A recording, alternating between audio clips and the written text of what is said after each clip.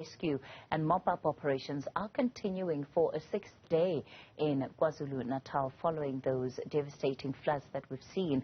Now, some residents blame the state of local infrastructure for the disaster, including poorly built homes and clogged drainage systems. We're joined by Climate Justice and Socio-Ecological Transformation Program Manager, Roland Ngam. Ronald, good evening to you, and thank you so much for your time tonight. There have been big questions about what is leading to the change, seemingly, of weather in KZN and the impact of climate change on all of this. Your own assessment of what are the underlying or contributing factors here? Well, thank you, Kati. There are a number of factors at play. We've seen that since the beginning of the year, there have been a number of tropical cyclones on the Mozambican Channel, and many of them have really been very, very deadly. For the first time, we know almost all the names of the tropical cyclones, and that tells you how dangerous the situation is. At the same time, we're coming at the tail end of a drought, which was unusually hot and also unusually dry.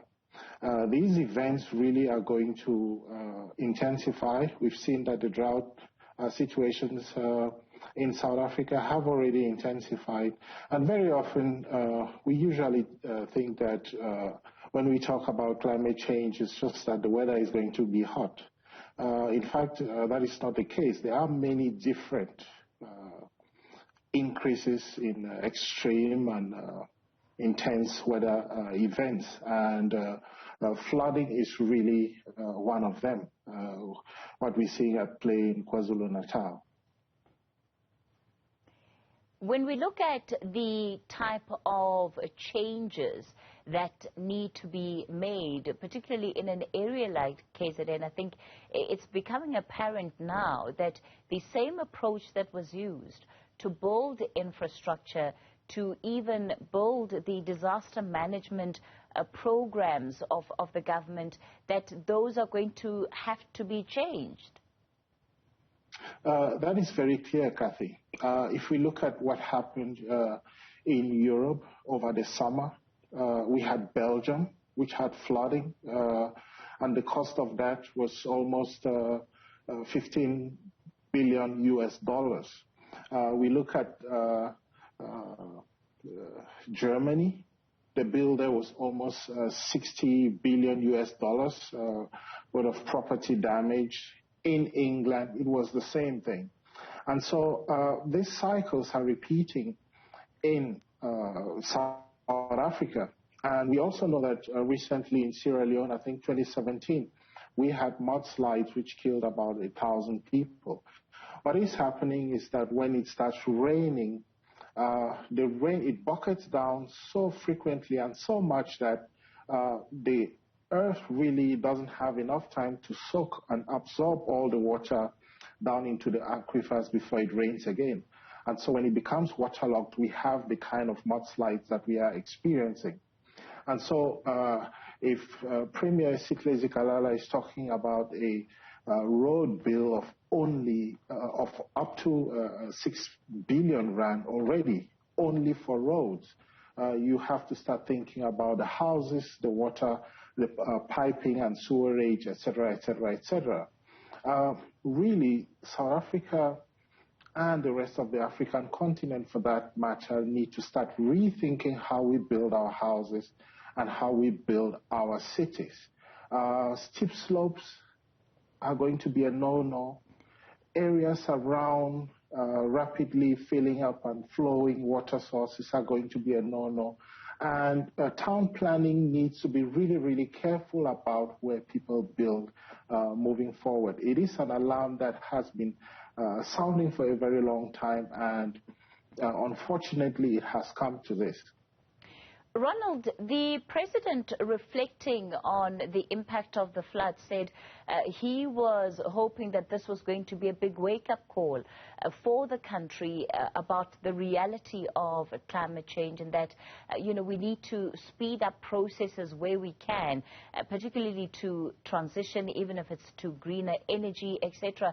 How do we ensure that this moment, as it's been described, this wake-up call, does not get lost in what becomes the malaise of the aftermath of any other kind of crisis that we've been through in this country? Well, firstly, we are witnessing a major tragedy in South Africa over this weekend. We have about 443 people who have lost their lives. We've never seen this kind of climate-related sudden tragedy before. At the same time, in Joslovo, in the Western Cape, we have about 1,000 homes that were destroyed overnight due to electricity damage, and the fact that fire was able to ravage through the informal settlements so quickly.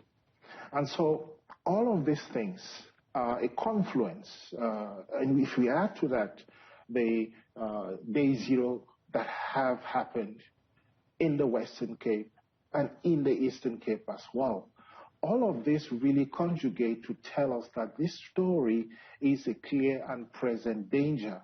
And the sooner we wake up to this clear and present danger, the more affordable the bill is going to be, because we are going to be in the minimum 20 billion rand in reconstruction. And the insurance industry already has started saying very clearly that 80% of the homes that were destroyed are underinsured. And this 80% of underinsurance is for the entire country. And so when it starts affecting us this way, it's going to be a real jolt.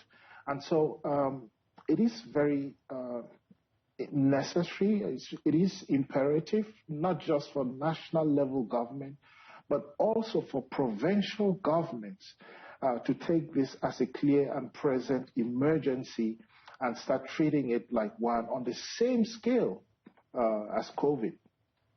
Ronald Ngam, let's leave it there for tonight. The Program Manager for Climate Justice and Socio-Ecological Transformation.